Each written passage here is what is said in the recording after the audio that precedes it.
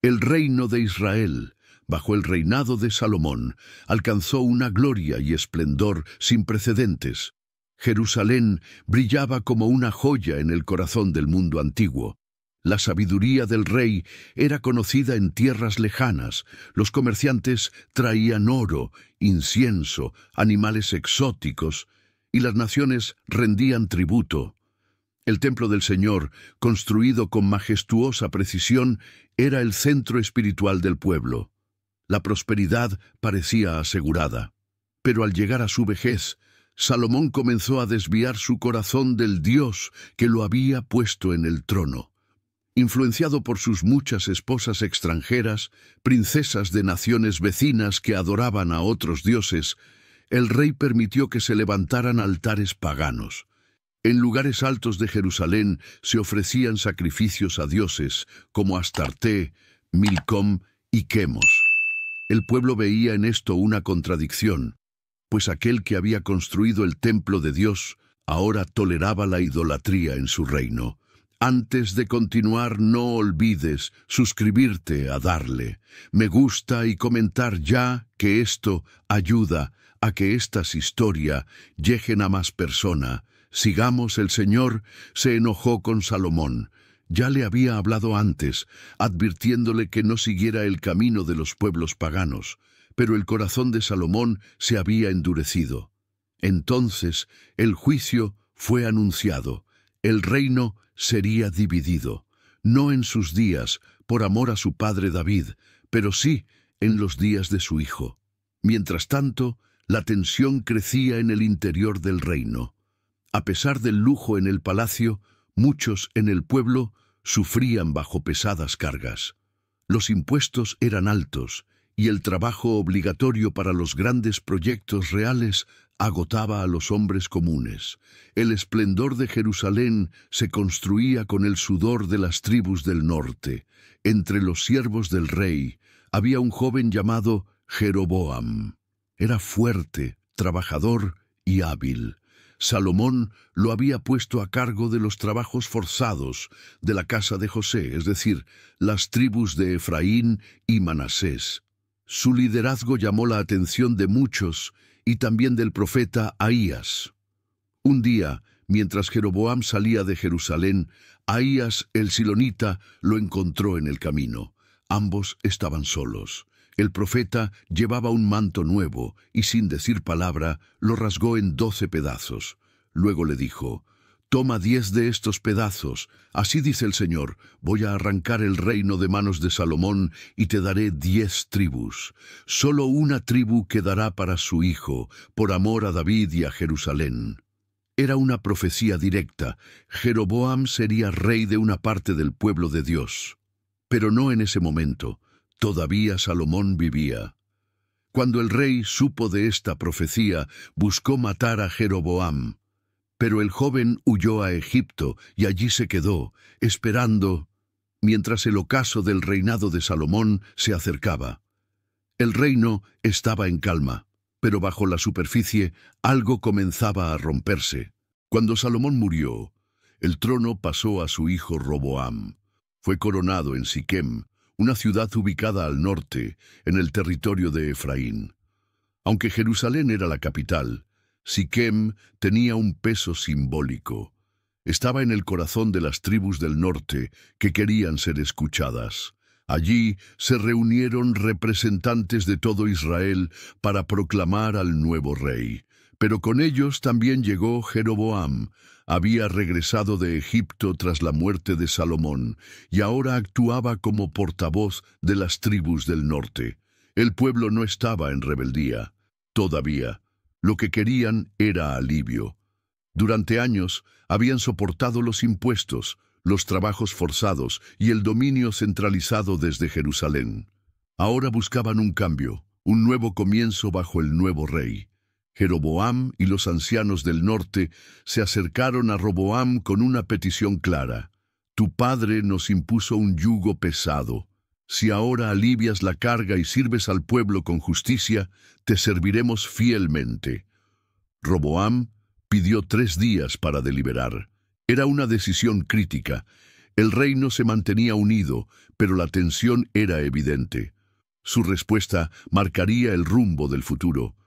Primero, el rey consultó a los ancianos que habían servido a su padre Salomón, hombres sabios, conocedores de la política, la ley y el corazón del pueblo. Ellos le aconsejaron con serenidad: si hoy te muestras como un siervo para el pueblo, si hablas con amabilidad y accedes a su ruego, ellos serán tus siervos para siempre. Era un consejo de humildad, de estrategia y de sabiduría. Pero Roboam no lo aceptó. Luego llamó a los jóvenes con los que se había criado, hombres de su generación, ambiciosos y sin experiencia. Estos le dijeron: no les escuches, responde con dureza. Diles: mi dedo meñique es más grueso que la cintura de mi padre. Si él los castigó con látigos, yo lo haré con escorpiones. Roboam eligió este segundo consejo. 3 días después, convocó al pueblo y pronunció esas mismas palabras. Su tono fue arrogante, autoritario y sin compasión. Las tribus del norte reaccionaron de inmediato. Gritaron: ¿qué parte tenemos nosotros en David? No tenemos herencia en el hijo de Isaí. A tus tiendas, Israel. Así comenzó la ruptura. Las tribus del norte rechazaron a Roboam como su rey y regresaron a sus tierras. Solo las tribus de Judá y Benjamín permanecieron leales a la casa de David.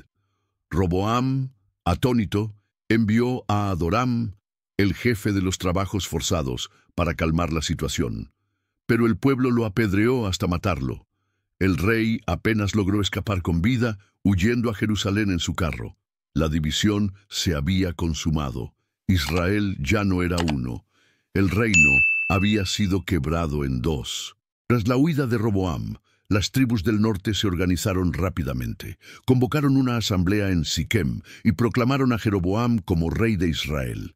Así se formó el reino del norte, compuesto por 10 tribus: Rubén, Simeón, Dan, Neftalí, Gad, Aser, Isaacar, Zabulón, Efraín y Manases. Mientras tanto, en el sur, Roboam conservaba el reino de Judá, formado por las tribus de Judá y Benjamín, con Jerusalén como capital. La división ya no era simbólica ni política, era total: 2 reinos, 2 gobiernos, 2 tronos. Pero el templo seguía en Jerusalén, en el territorio de Judá. Cada año, los israelitas debían peregrinar hasta allí para adorar al Señor. Esto preocupaba profundamente a Jeroboam. Temía que, al ir al templo, el corazón del pueblo volviera a la casa de David, que sus súbditos empezaran a sentir nostalgia por la unidad y finalmente lo traicionaran para volver con Roboam. Por eso, decidió actuar para consolidar su poder, pero lo hizo de un modo que marcaría su reinado con la desobediencia. Jeroboam levantó 2 becerros de oro. Uno lo colocó en Betel, cerca del límite sur de su reino, el otro en Dan, al extremo norte. Luego proclamó al pueblo: Israel, aquí tienes a tus dioses, que te sacaron de Egipto. Ya no hay necesidad de subir a Jerusalén. Instituyó festividades paralelas a las de Jerusalén. Designó sacerdotes que no eran de la tribu de Leví, y erigió santuarios en los lugares altos. El reino del norte, aunque aún hablaba del Dios de Israel, comenzó a desviarse gravemente de sus mandamientos. El Señor envió un profeta desde Judá a Betel, donde Jeroboam oficiaba sobre el altar. El profeta clamó en nombre de Dios y anunció el juicio que vendría sobre esa falsa religión. Como señal, el altar se quebró y las cenizas se derramaron. Cuando Jeroboam extendió la mano para ordenar que capturaran al profeta, su brazo se paralizó. Solo se restauró después de que el profeta oró por él. A pesar de este milagro, Jeroboam no se arrepintió. Persistió en sus caminos, y su pecado se convirtió en piedra angular del reino del norte. Año tras año, rey tras rey, los líderes de Israel seguirían el ejemplo de Jeroboam, y con ello arrastrarían al pueblo a la idolatría. Mientras tanto, Roboam reinaba en Jerusalén. Aunque conservaba el templo y la línea davídica, también cometía errores. permitió altares paganos en Judá y toleró prácticas abominables. El reino del sur también comenzaba a desviarse. La división no solo fue territorial, sino espiritual. Dos reinos separados, ambos alejándose del corazón de Dios. Y el pueblo que una vez había cruzado el Mar Rojo como una sola nación, ahora caminaba por sendas divididas, guiado por reyes que buscaban poder más que obediencia. Tras la separación de los reinos, la tensión entre el norte y el sur no tardó en convertirse en hostilidad abierta. Roboam, desde Jerusalén, no aceptaba la pérdida de las 10 tribus. Decidido a recuperar su autoridad, reunió un ejército formidable, 180.000 hombres escogidos de Judá y Benjamín. Su propósito era claro: marchar contra Israel y devolver el reino a la casa de David. Pero antes de que comenzara la guerra, la palabra del Señor vino al profeta Semaías. Él fue enviado a Roboam con un mensaje directo. Así dice el Señor: no suban a luchar contra sus hermanos, los hijos de Israel. Vuelvan cada uno a su casa, porque esto ha sucedido por mi voluntad. Sorprendentemente, Roboam obedeció. Canceló la ofensiva y disolvió el ejército. Esta acción, aunque inesperada, evitó una guerra civil inmediata. Pero la paz era frágil, la desconfianza persistía. Los caminos estaban rotos. Las relaciones entre ambos reinos se tensaron más con el paso del tiempo. Mientras tanto, Jeroboam continuaba consolidando su poder en el norte. Fortificó ciudades estratégicas como Siquem y Peniel y estableció su corte lejos de Jerusalén. El reino de Israel tenía nuevo centro, nuevas costumbres, nuevos sacerdotes, pero también nuevos problemas. Los levitas, fieles al culto del templo, comenzaron a abandonar el reino del norte. Rechazaban el sistema impuesto por Jeroboam. Muchos emigraron a Judá, llevando con ellos no solo su conocimiento del servicio sagrado, sino también su descontento. Además, algunos del pueblo, hombres y mujeres que buscaban adorar al Señor en fidelidad, también se trasladaron al sur, dejando sus tierras y posesiones atrás. En Judá, Roboam intentaba mantener la identidad espiritual del pueblo. Durante los primeros años, fortaleció las defensas de Jerusalén, construyó ciudades fortificadas y organizó el ejército. Pero con el tiempo también cayó en la complacencia. Permitió santuarios en lugares altos, postes sagrados y prácticas paganas en el territorio. Judá, aunque más cercano al templo, comenzaba a contaminarse espiritualmente. El conflicto no se limitaba a lo militar. Había una lucha por el corazón del pueblo, por su adoración, por su lealtad al Dios de Israel. Ambos reinos afirmaban ser el verdadero continuador de la nación escogida, pero ambos se alejaban poco a poco del pacto establecido en el Sinaí. La rivalidad se volvió constante. Años después, estallaron enfrentamientos armados entre los dos reinos. Tropas cruzaban fronteras, ciudades eran saqueadas y miles perdían la vida. Los hermanos que una vez marcharon juntos bajo Moisés, ahora se miraban como enemigos. El pueblo de Dios estaba dividido no solo por reyes y fronteras, sino por orgullo, miedo y desobediencia. La herida causada por la ruptura no dejaba de sangrar, y cada decisión, cada acto de los reyes profundizaba la separación. El conflicto había comenzado y su eco resonaría por generaciones. Pasaron los años y tanto Jeroboam como Roboam envejecieron en sus respectivos tronos. El reino de Israel en el norte y el reino de Judá en el sur comenzaron a tomar caminos distintos. Aunque compartían historia, lengua y herencia, sus destinos se bifurcaban cada vez más. En Israel, Jeroboam siguió gobernando con desconfianza. Temía constantemente perder el control. Sus decisiones estaban marcadas por la política del miedo. El sistema de adoración alternativo que había creado, con altares en Betel y Dan y sacerdotes no levíticos, se convirtió en costumbre. Lo que comenzó como una estrategia de poder terminó arraigándose como una falsa religión nacional. El culto a los becerros de oro se volvió común, y la gente dejó de peregrinar a Jerusalén. Las fiestas del Señor fueron reemplazadas por celebraciones adaptadas al nuevo sistema. Los profetas del norte comenzaron a denunciar estos desvíos. El Señor no se había olvidado de su pueblo y levantó voces para advertirles. Pero Jeroboam no escuchaba. Se volvió inflexible, reprimiendo a quienes cuestionaban su autoridad. Su reinado terminó como había comenzado, en desafío directo al mandato de Dios. Cuando murió, su hijo Nadab lo sucedió, pero la inestabilidad política que sembró pronto cobraría su precio. Mientras tanto, en Judá, Roboam también fue dejando atrás los primeros años de obediencia. Tras una etapa de fortaleza espiritual y reformas alentadas por los sacerdotes y levitas que habían migrado desde el norte, el rey y el pueblo comenzaron a descuidar la ley del Señor. Altares en lugares altos, imágenes de Astarté y prácticas idolátricas comenzaron a extenderse. Incluso hubo cultos acompañados de prácticas impuras y ritos de otras naciones. Fue entonces cuando el juicio de Dios se hizo presente. En el 5º año del reinado de Roboam, el faraón Sisac de Egipto subió contra Jerusalén. Con un ejército poderoso conquistó ciudades fortificadas de Judá y avanzó hacia la capital. Roboam y sus líderes, asustados, se humillaron ante el Señor. El profeta Semaías trajo entonces un mensaje.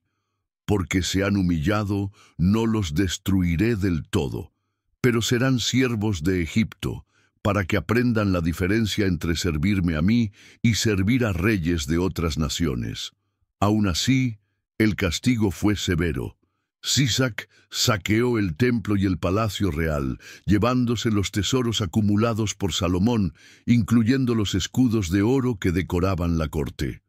Roboam mandó hacer otros de bronce, más humildes, para reemplazarlos. Era una imagen clara. La gloria de Judá se estaba apagando. Ambos reinos, aunque separados, compartían el mismo pecado. Habían dejado de confiar en el Señor. La división que comenzó con una rebelión política se profundizaba ahora con la corrupción espiritual. El pueblo escogido estaba dividido por fuera y roto por dentro. En medio del caos político y la decadencia espiritual, Dios no guardó silencio. Aunque los reyes se apartaban y el pueblo se perdía, el Señor seguía llamando a su nación al arrepentimiento. Fue entonces cuando surgieron los profetas.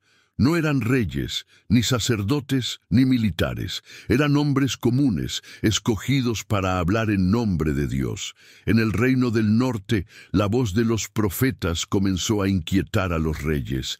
Denunciaban la idolatría, la corrupción y la injusticia. Aunque sus mensajes eran rechazados, su presencia no podía ser ignorada. Uno de los más recordados en ese tiempo fue un hombre de Dios que vino desde Judá a Betel. En un acto profético, se presentó frente al altar construido por Jeroboam y proclamó: «Oh altar, altar, así dice el Señor, he aquí que nacerá un hijo a la casa de David, llamado Josías, y sobre ti sacrificará a los sacerdotes de los lugares altos que queman incienso sobre ti». Era un mensaje que hablaba del juicio que vendría generaciones más tarde, pero que dejaba claro que Dios no aprobaba lo que ocurría.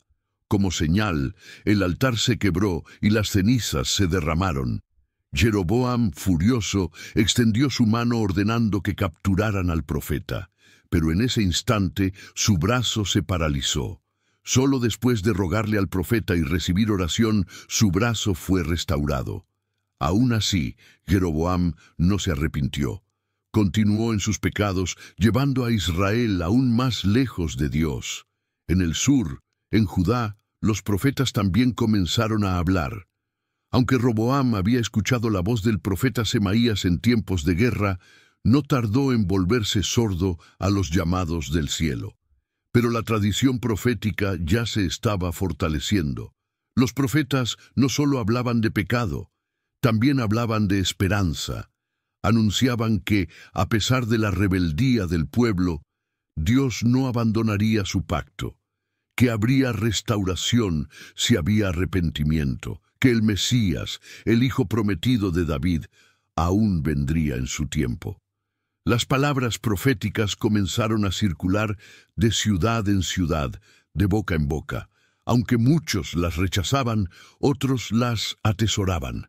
Algunos hombres y mujeres piadosos se refugiaban en la ley del Señor, mantenían la adoración verdadera en secreto y educaban a sus hijos en la fe de sus padres. Dios estaba preparando un remanente, un grupo pequeño, fiel, en medio de la confusión. Mientras los reinos seguían su curso de división y deterioro, el Señor mantenía encendida una pequeña llama. No todo estaba perdido. Aunque la nación se fragmentaba, la palabra de Dios permanecía viva como un faro en la oscuridad. El tiempo de los profetas apenas comenzaba y sus voces serían la conciencia de un pueblo dividido, pero aún amado por Dios. Después de la muerte de Jeroboam, la situación política en el reino del norte se volvió cada vez más inestable. Su hijo, Nadab, subió al trono, pero su reinado fue breve. Al segundo año de su gobierno, fue asesinado por Baasa, un comandante militar que usurpó el poder y exterminó a toda la familia de Jeroboam, cumpliendo así la palabra del Señor que había sido anunciada por el profeta Ahías. Este ciclo de asesinatos, golpes de Estado y reinos efímeros se convirtió en la norma para Israel. A diferencia del reino del sur, donde la dinastía davídica se mantenía firme, el trono del norte cambiaba de manos violentamente. La falta de una línea sucesoria estable reflejaba el caos moral y espiritual que vivía el pueblo. Baasa reinó durante 24 años, pero también anduvo en los pecados de Jeroboam. Continuó promoviendo la idolatría, mantuvo los becerros de oro y no escuchó las advertencias divinas. Por ello, el profeta Jehú vino a él con un mensaje severo.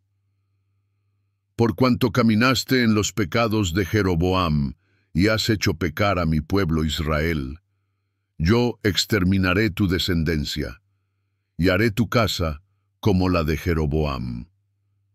Y así ocurrió. Su hijo Elá reinó apenas 2 años antes de ser asesinado por Zimri, otro comandante del ejército. Zimri, en su intento por tomar el poder, destruyó toda la familia de Baasa, pero su propio reinado duró solo 7 días.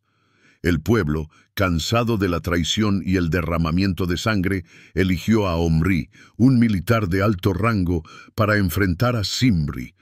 Cuando supo que sería derrotado, Zimri se encerró en el palacio y le prendió fuego, muriendo entre las llamas. Omri logró estabilizar temporalmente el reino. Fue un rey poderoso en lo militar y político. Fundó una nueva capital, Samaria, en una colina estratégica que ofrecía protección natural. Sin embargo, espiritualmente, no fue mejor que sus predecesores. Aumentó la idolatría y fortaleció el sistema pagano establecido desde los días de Jeroboam. Tras él vino su hijo Acab, cuyo reinado marcaría uno de los puntos más oscuros de la historia de Israel. Acab no solo mantuvo la idolatría de los becerros de oro, sino que introdujo oficialmente el culto a Baal, un dios cananeo. Su esposa, Jezabel, hija del rey de Tiro, fue una ferviente promotora de esta adoración pagana. Bajo su influencia, se persiguió a los profetas del Señor y muchos fueron asesinados. El reino del norte, cada vez más próspero en lo económico y militar, se hundía en una crisis espiritual profunda. Su estabilidad aparente escondía una podredumbre moral que crecía día a día. Pero Dios no se retiró. En los días de Acab, levantaría a uno de los más grandes profetas de toda la historia, Elías. Su voz resonaría con fuerza, desafiando a los reyes y recordando a Israel quién era el verdadero Dios. En tiempos del rey Acab, cuando la idolatría se había arraigado como nunca antes en Israel, apareció un profeta cuyo nombre significaba «Mi Dios es Yahvé», Elías Tisbita. Su presencia fue repentina, su voz firme y su mensaje desafiante. Se presentó ante el trono de Acab con una proclamación temeraria. «Vive el Señor, Dios de Israel, en cuya presencia estoy, que no habrá lluvia ni rocío en estos años, sino por mi palabra». Y tal como dijo, el cielo se cerró. Los campos se secaron, los ríos se agotaron, y una hambruna terrible azotó todo el reino del norte. Acab, lejos de arrepentirse, buscó a Elías con furia, considerándolo responsable del desastre. Pero Elías estaba escondido, primero junto al arroyo de Querit, donde cuervos le llevaban alimento cada día, y luego en casa de una viuda en Sarepta, donde fue sustentado por un milagro constante. La harina y el aceite nunca se agotaron. Durante 3 años y medio no llovió en Israel. El pueblo comenzó a sufrir. Los ídolos no respondían.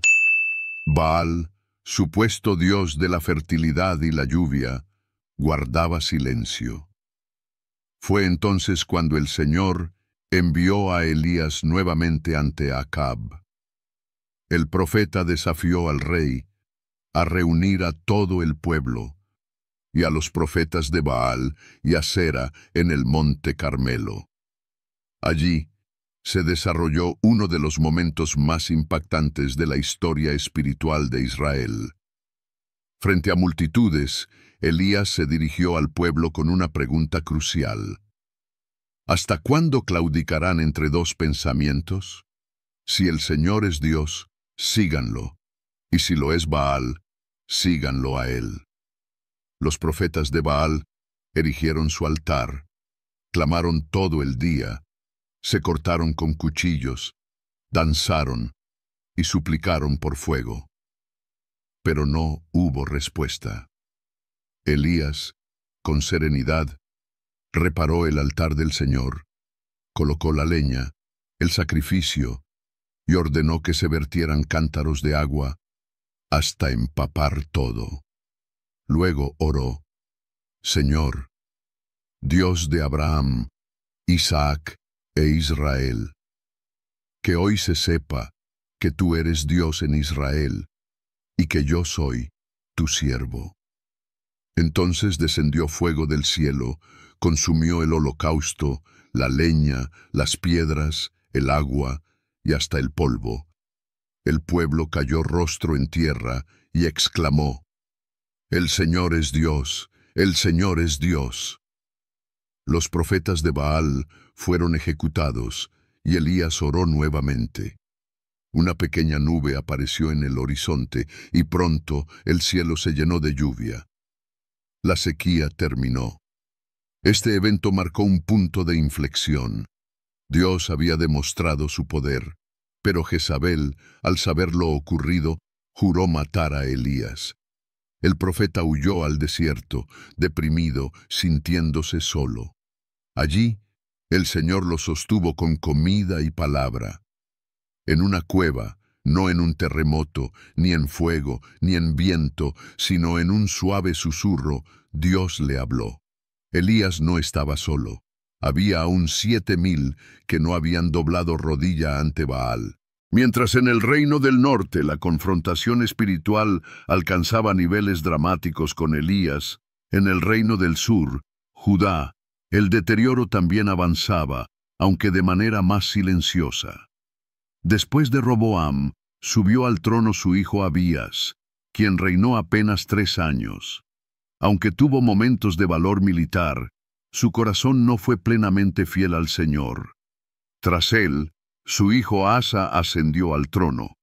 Y durante gran parte de su reinado, Judá experimentó una renovación espiritual.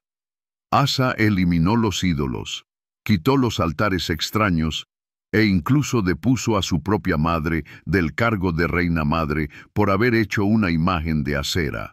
Su fidelidad fue reconocida, y Dios le dio paz durante muchos años. Sin embargo, en sus últimos años, Asa confió más en alianzas humanas que en el Señor. Cuando enfrentó amenazas del norte, recurrió a un pacto con Siria en lugar de buscar la ayuda divina. A causa de ello, el profeta Hanani lo reprendió, y Asa, en vez de arrepentirse, se enojó, lo encarceló y comenzó a oprimir a parte del pueblo. A su muerte, su hijo Josafat heredó el trono. Josafat fue un rey temeroso de Dios, que fortaleció la enseñanza de la ley en Judá y promovió reformas. Durante su reinado, Judá alcanzó estabilidad y respeto. Sin embargo, cometió un grave error. Selló una alianza matrimonial con la casa de Acab. Su hijo Joram se casó con Atalía, hija de Acab y Jezabel. Esta unión tendría consecuencias desastrosas para el futuro de Judá. Josafat también cometió otro desliz al aliarse militarmente con Acab para luchar contra los sirios. Aunque un profeta le advirtió que esa alianza era imprudente, Josafat marchó junto a Acab al campo de batalla. El resultado fue trágico. Acab murió, y Josafat apenas escapó con vida. A su regreso, el profeta Jehú lo confrontó. ¿Ayudas tú al impío y amas a los que aborrecen al Señor? Por esto ha salido contra ti la ira de Dios. A pesar de sus errores, Josafat volvió a fortalecer las instituciones espirituales y los tribunales de justicia en Judá. Se esforzó por poner jueces justos y por recordar al pueblo que el juicio pertenece al Señor. Sin embargo, tras su muerte, subió al trono su hijo Joram, influenciado por su esposa Atalía. Este rompió la línea de fidelidad, mató a todos sus hermanos para asegurar su trono y restauró la idolatría, siguiendo el ejemplo de la casa de Acab. El juicio de Dios no se hizo esperar. Una revuelta estalló, los filisteos y árabes saquearon su palacio, y fue herido por una enfermedad dolorosa hasta su muerte. Murió sin ser honrado por su pueblo. Judá, que había tenido momentos de reforma y esperanza, comenzaba a caminar por un sendero oscuro, contaminado por las influencias del norte. La división que al inicio fue política, ahora era también espiritual. El pecado se había infiltrado en ambos reinos. Con el paso de los años, tanto Israel como Judá continuaron sus caminos, separados no solo por fronteras políticas, sino por su relación con Dios. En el reino del norte, la sucesión de reyes se volvió un ciclo interminable de violencia, idolatría y corrupción. Aunque Dios envió profetas una y otra vez, Oseas, Amós, Jonás, el pueblo persistía en sus pecados. Se mezclaban con naciones extranjeras, adoraban ídolos y olvidaban la ley. Uno de los momentos más trágicos ocurrió durante el reinado de Oseas, el último rey de Israel. El reino ya era un estado débil, constantemente sometido por Asiria, una potencia emergente. Finalmente, en el año 722, el ejército asirio, bajo el mando de Salmanasar V y luego Sargón II, sitió y conquistó Samaria. La ciudad cayó después de 3 años de resistencia. La derrota no solo fue militar, fue espiritual. El reino del norte, que había nacido en rebelión y había rechazado al templo de Jerusalén, fue disuelto. Miles de israelitas fueron deportados a tierras lejanas, Jalá, Habor y las ciudades de los medos. En su lugar, los asirios trajeron pueblos extranjeros para repoblar la región, lo que dio origen a los samaritanos, una mezcla de pueblos que no conocían al Dios de Israel y practicaban una religión sincretista. La causa del exilio fue clara: el abandono del pacto. El libro de los Reyes lo expresa sin ambigüedad.